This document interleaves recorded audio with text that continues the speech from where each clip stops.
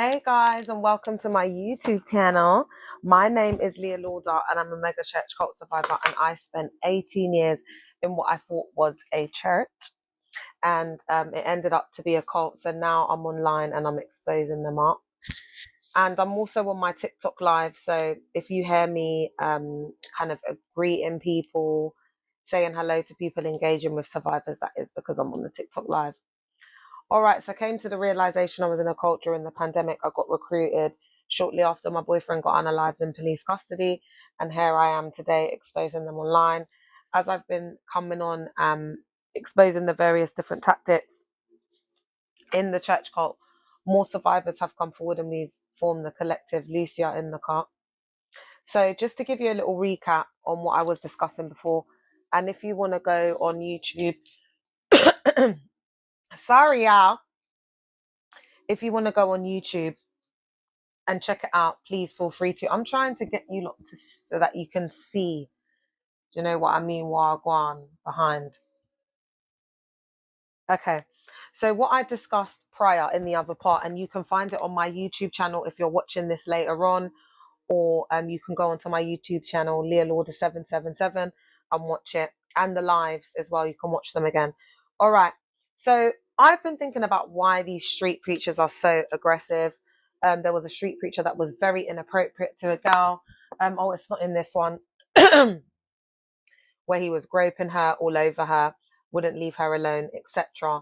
And so it started getting me thinking around this aggressive street preaching that they do up, because it's been a problem for some time now. I'm not saying everyone who does it is this way inclined. I'm not saying that people shouldn't be preaching on the street. I understand that it's, part of the Christian fundamental and belief system. I was in a church cult for 18 years. It's the way you do it, not that you're doing it, it's how you do it. Hurling ABUSE, going to places where it's predominantly LGBTQ plus communities to hurl ABUSE and condemn people to HELL. I think that's more of projection than conviction. All right. Okay. So previously, and you can go and check that out on YouTube, I discussed militant evangelical theory, performance and ego boost for these aggressive preachers, fear-based conversion tactics are using fear, shame, DEVIL, HELL, etc. Us versus them thinking, so they already think that the outside world is EVIL, so that kind of so it internalizes the fact that they're being so ABUSE. It's okay. It gives them a green card to just hurl ABUSE because they're sinners and they're condemned to HELL and they must feel the judgment and wrath of God. And then you see those grandiose ideologies of self. That's why when they come face to face with the popo, it's like, you're not going to tell me what to do because I've been given the ultimate authority by Christ, my cult leader, whatever the indoctrination process is. So I also spoke about the psychology behind it, and now we're on to the cult psycho ed. All right. So why are these street preachers so aggressive? Why are they out there every day looking like idiots and doing this time and time again? Even though people are walking on by, they're not stopping. No one's interested. All right. So it's adrenaline addiction and risk seeking. Many of these preachers come from chaotic, high risk backgrounds, GANGSs, crime, addiction, in and out of jail, etc. Their nervous systems are conditioned to seek intensity, danger, and confrontation. And we've got the one, I was going to change up the guys, should I change up the photos as I'm speaking? I'm going to change up this is, guys, I don't think you understand how hard this is to do. So I saw that in their behavior, they're very aggressive in their style. And obviously, as you know, I'm a survivor of CCE. So this behavior was quite interesting because I said, these are guys who have been in these situations. And here is a photo of one of the infamous guys who are out doing this. And as you can see, he says he's an ex-GANG member, but I think he's probably a survivor of CCE, child criminal exploitation, like myself. All right. So because their nervous systems are conditioned to seek intensity, danger, and confrontation. So someone like this who's an ex-GM, street preaching is volatile. They come face to face with conflict. It's that same adrenaline rush with the conflict that they get from being a GM. So being from deprived neighborhoods and volatile street preaching gives them a legalized adrenaline rush, the same rush that came from being a GM. Heckling popo, sirens, angry crowds, the same neurochemical spikes they get from their past life of going out to rush someone, or the adrenaline rush from the thought of deleting someone, etc. It's the same neurochemical spikes, the same dopamine rush, the same adrenaline rush that happens when they're going to go on do a move or whatever it is that they're doing. They still get that supply from doing these street evangelism, okay, from their past life. And that's why the ones that do it, they're like, oh, you're so brave, you're going out. No, it's because it fulfills the neurochemical spikes that are going off in their head. It's that adrenaline rush that they need. That's why addicts, they just replace it with addiction for the setting, the codependency, etc. All right. They can frame it as they can frame it as persecution for Christ, which justifies the chaos and makes the danger feel meaningful. Okay. So again, we've got the cloaking themselves in this hyper religiosity. They mask themselves and disguise themselves in hyper religiosity. That's what they do. And the Preds do it. The ones that eat from the great bowl, this, that, and the third. All right, we're going to go on to unresolved trauma and projection. Okay, I think I'm going to use this photo for that. I'm using this photo with the popo because they know they go into these communities because they're going the same people that they're hurling ABUSE at this, that, and the third. When the popo comes, they're going to immediately be on their side because of that cognitive dissonance. And then there's going to be an immediate popo response because they're in a hyper-local, GM infiltrated neighborhood. And basically, because I'm a gang specialist, the hyper-local red spot areas are the areas that are infiltrated with GM, VIOLENCE, and we would have mapped them out. So the Met Popo mapped out these areas, and there are areas where there's a higher response and there's more popo that are deployed. How do I know? Because I work for Mopac.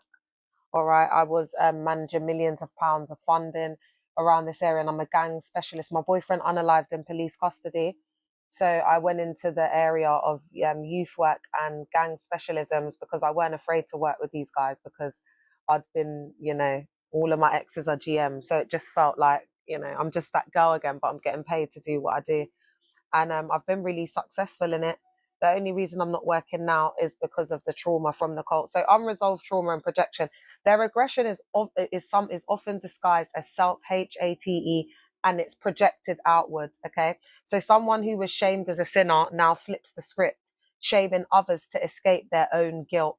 And so we saw that with Specs, with Caris and the allegations of the women. More than 10 women came forward on the Thanos page. So we see that a lot of the time when these men convert to religion, these leaders and these mogs and preachers, that they're worse than Andrew Tate. It's on steroids. They have a hyper masculine, misogynistic, patriarchal environment. Okay. The screaming about HELL, targeting LGBTQ plus communities, drunk people, or the vulnerable is often projection. And it also feeds into those grandiose ideologies. I'm better than you. I'm out here, your savior, whatever. So they condemn others for what they secretly fear, crave, or despise in themselves. So we saw that preacher that said that he was a prophet from God or whatever, that was groping the woman all over her, harassment, etc. So it's that thing in him, do you know what I mean, that he craves. He really does want to just take that woman home and take advantage of her in her inebriated state. It's a trauma loop. Instead of healing, they replay the ABUSE they once endured by becoming the ABUSER. So it's like the whole ideology of the victim becomes the perpetrator. So the whole ideology of that, let me lie back a bit, guys, because I am disabled from the cult, just so everyone knows.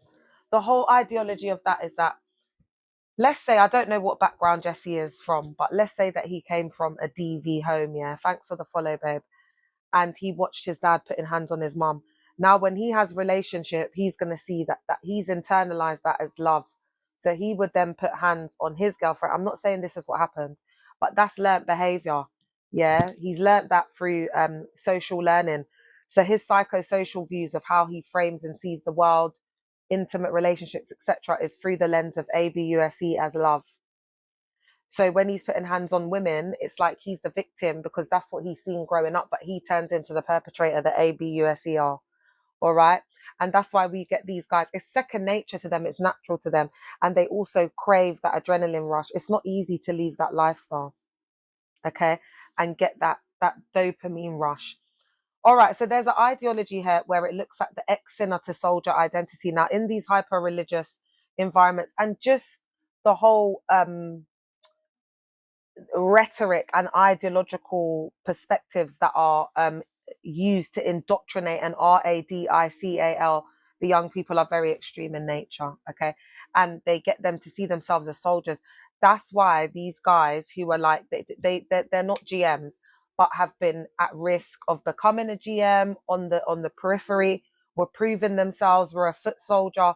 They are survivors and were victims of child criminal exploitation, CC, because someone under the age of 18 years old doesn't have the mental capacity to make those decisions. So we don't see them as criminals going to crunch now. We see them as children that were exploited and groomed to go to crunch and do whatever it is that they're doing up county lines. All right. So any of these preachers, mogs, leaders, pastors, whatever, that say that they were a gang member and they were they were 18 and under in a court of law, they're still going to have consequences for what they've done, because if they've deleted someone, they've still got to do that time, but they're not going to be in an adult prison. They're going to be in a secure estate, and they're going to serve majority of the time in a it's like more of a secure, disciplined youth club. All right. So I've worked in secure estates. I've worked in prisons. It's worse in these mega church cults. So don't believe like the whole hype when these guys are, oh, I've been in and out of prison. But what prison? Where were you, babe? Were you in Cookham? Were you in Marsh? Like where were you, babe? Were you in Elmley? Because the inmates get to walk around freely, child. Like where were you?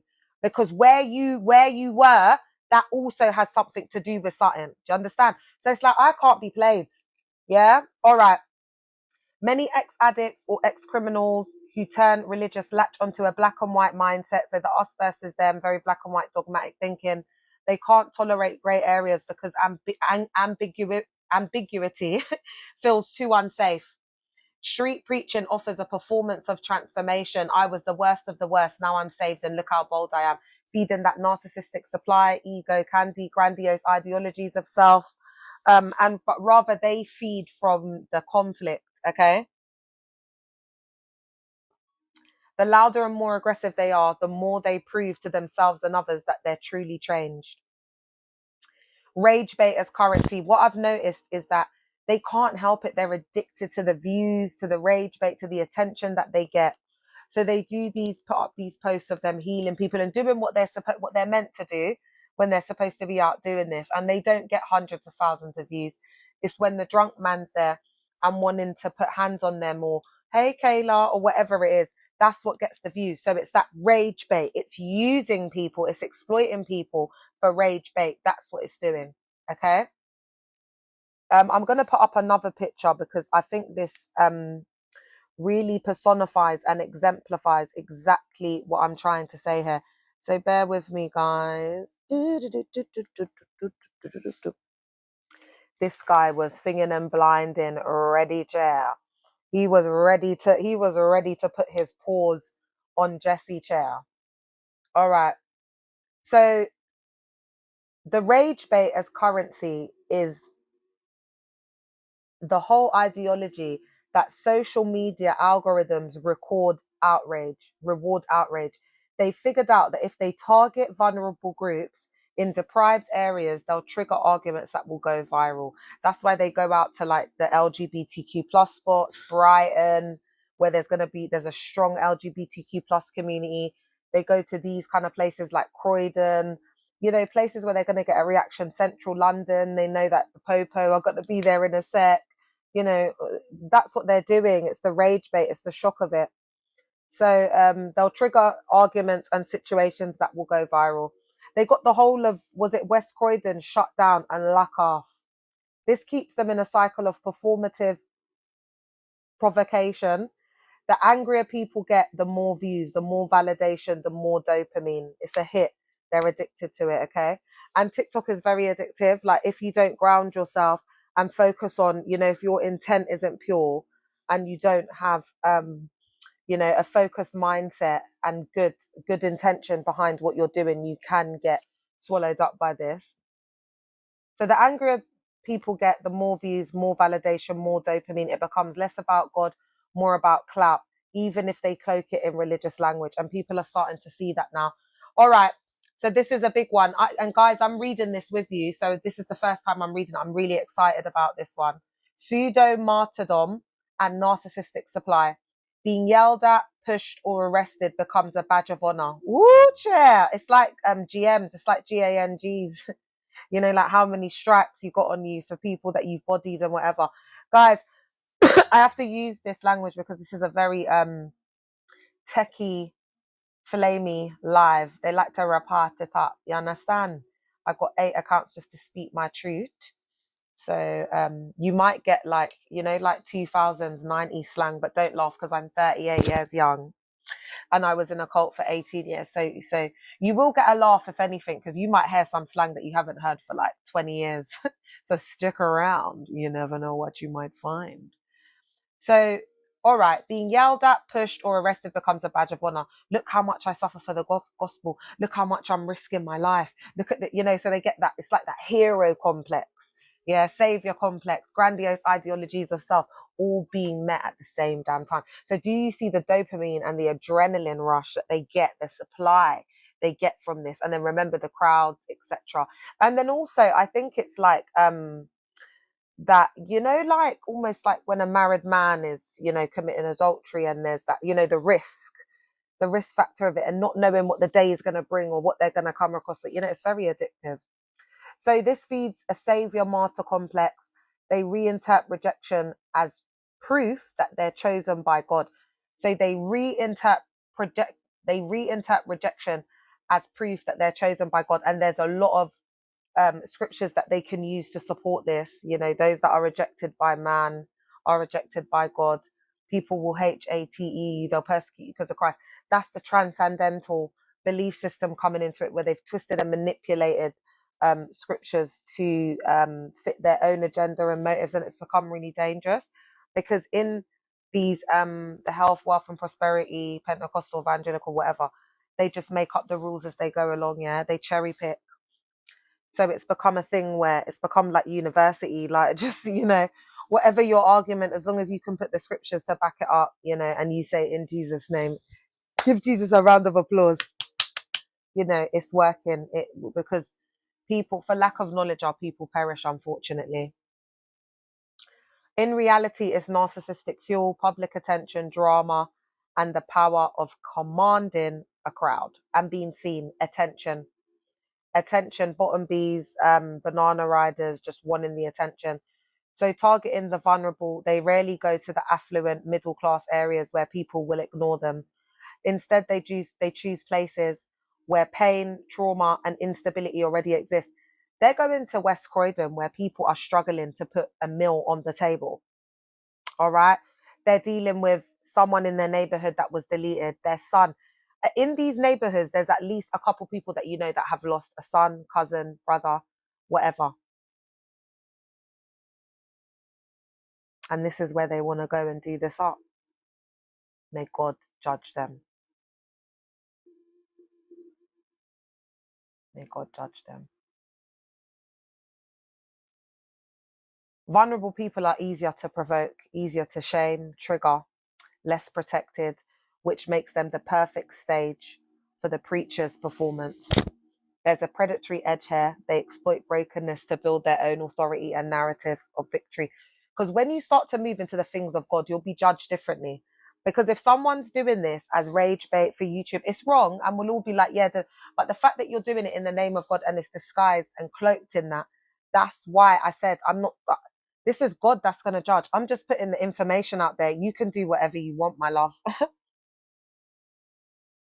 Ultimately, God's going to have the last say, chair. So in short, street preaching in this aggressive style is not really about saving souls. It's an outlet for unresolved trauma, thrill seeking, and the need for validation. The aggression masks insecurity, the hellfire talkers' projection of their own fears, and the targeting of vulnerable groups is both strategic for viral reaction, rage bait, and psychological reenacting abuse cycles. All right, let's get it, guys. Woo! Are you not feeling it? There's over 150 people on the live, Lucia, just so you're aware. People, have I got mods in the car? Is Miora on here? Did I see her? I'm going to put something else on because now we're going to talk about preaching from the lens of psychological ABUSE and the comparison that it's not Christ-like evangelism, okay? Let's get steps up here. Come on. Might as well. Because it was just crazy. And I've said to people, I feel like that whole Thanos thing was just there. It was like God just allowed it to happen just for him to get exposed. Lisa in the car, how are you, my love? Because after that, it was like it just disappeared, you know? And I think that a lot of these cults, they exploit on the fact that, you know, they use these influencers, whatever, for rage bait, to get the views, influence, etc. And they're not a personification of Christ. Oh, love you too, girl. It's been a tough road. Do you know what I mean, Lisa? We're all just here trying to heal, man. It's hard because we've had so much trauma and we're just trying to navigate our way with this collective. It's nice to see you, my love. Welcome, okay? But you always remember, babe, my heart's always in the right place. Not saying I'm perfect because we all fall short. We all make mistakes. It's only the people them in these settings that think that they don't stink. You get me? You get me, girl? All right. So let's get into it. So why is this aggressive street evangelism like this? Let's look at it from a psychological ABUSE lens, and then we're going to explore some scriptures to just look at the, you know, this isn't a personification or a characteristic of Christ in any way. It doesn't bear the fruits of Christ, nothing like that. So narcissistic supply and disguise. These preachers thrive on attention, conflict, and public reactions. The shouting, arguing, and provoking isn't about saving souls. It's about feeding the ego. Like when we were seeing the Jesus campaign, Caris is doing up the most. That is more for the members. It's a supply for the members that they're going out and now they're living biblical days. And it doesn't matter whether they get a good reception. It's God. God has blessed them, this, that. If they get a bad reception, they're persecuted for Christ because they've been RADICAR and they've covered it on every single side, from the transcendental belief system in which they twist and manipulate the scriptures to fit their own hidden agenda, motives, and intent. Every insult hurled at them, every popo confrontation, every angry bystander equals narcissistic fuel. That's why I said we need to just ignore them. That's what you need to do with a narcissist. They reframe this as persecution for Christ, but really it's a dopamine hit that replaces their old addictions. As I said, they come from those backgrounds of, you know, criminality, GMs, in and out of jail, very unstable childhoods. They could have come from DV pasts, you know, growing up in those households, etc. How I describe them, and this is a term I'm writing my books. If you're interested, my book's coming out in January 2026. So religious vigilantes and rogue rebels, that's what they are. Most don't belong to a church community or submit to pastoral accountability. Some of them do, but it will be like a mental far, like he's in America, or, you know, they've got this spiritual daddy, but, you know, he wanted to stifle my gift. And, you know, there's a lot of people that are jealous, so I just move solo. And this Jessie has so much undiagnosed mental health, chair. It's concerning. They operate like lone vigilantes, deciding for themselves who is sinful and who deserves to be publicly humiliated. So they have absolutely no one to be accountable for, okay? And they are so hyper religious. It's religious psychosis. They have severe mental health, okay? And they use this hyper religiosity, hyper masculinity, but it's just hyper religiosity. All right. So they dwell in that place of like, they think they're so deep in God, but it's not that. It's just religious psychosis, and you've got to open your eyes to see it, y'all. It's not everyone that says Lord, Lord that knows Christ. You lot are too naive and vulnerable. That's why you're buying invisible blessings. You get me? And they're just teething. You're just teething. Lucia, did you clock it, girl?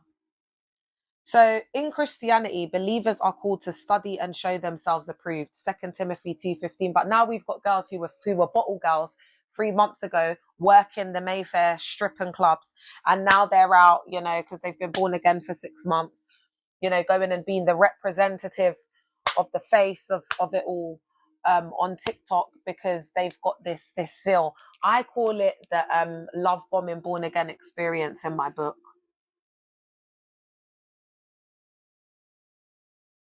To walk in humility and accountability, not self-appoint at street level, enforcers of morality. So nobody's called them to be these street level enforcers of morality, okay? And also, why I call them vigilante, this because they can just do whatever they want on the street. Do you know what I mean? It's very like ghetto. Do you get what I'm saying? So usually people that have come from that life, it's like that they're just like, oh, I'm gonna go and do it because I was like, bodying people before. I was out in these streets deleting people, doing A, B, C, and D, so I can do it for Christ. Like, these are the real RADICAL ones. Do you know what I mean? Like, these were the foot soldiers. When they were in the streets, they had no soul, heart black, like eyes turn cold. Do you know what I mean? They're just doing whatever it takes because they've got to prove themselves, not Steps. Yeah, Steps is an alleged pred and eating from the great bowl, but Jesse, he just looks like them guys. Like, if he'd carried on going no soul, so he needs, so that emptiness, that void within himself, he needs to fill that. And if you're listening, baby, I'm bang on. There's a lot of trauma that you need to heal from, little boy, especially within the childhood home. I think there was a lot he would have been exposed to, very dysfunctional upbringing. I'm really getting that from him. I don't think there was much mothering. He's seen a lot in his time, this one. He's seen a lot. And these are the kind of guys that get hyper RADI, like hyper radicalized, all right? And they're so easy to indoctrinate. And it's always after something really traumatic happened, like his friend could have been deleted in his arms. But I don't think he was that bad though. But it could have been an experience where he would have nearly gone deeper into it, but then something didn't happen, and then he came to. That's how I kind of think it, because he weren't like a bad man, but I'm just saying, if he had continued in that, I see that there's no heart, unfortunately. Instead of being part of the body of Christ, they make themselves renegades outside of biblical order. That's why they create a lot of chaos. They thrive in that chaos because their childhoods was chaotic. Their lives were chaotic before they came in, and then now they're like, whoo! So they have to get that dopamine rush. They used to be on the streets. They used to think they were GMs. They used to be in the fast life, fast money. Because them guys, yeah, I don't think you understand. They're getting fast money. It's the thrill of it, the chase. They get the gal them. They got the hood celeb status. They got the reputation, the stripes of doing this, that, and the fact. They have to get that same self-worth, that same supply that they were getting. It's not like they say the sinner's prayer, and all of a sudden, magic.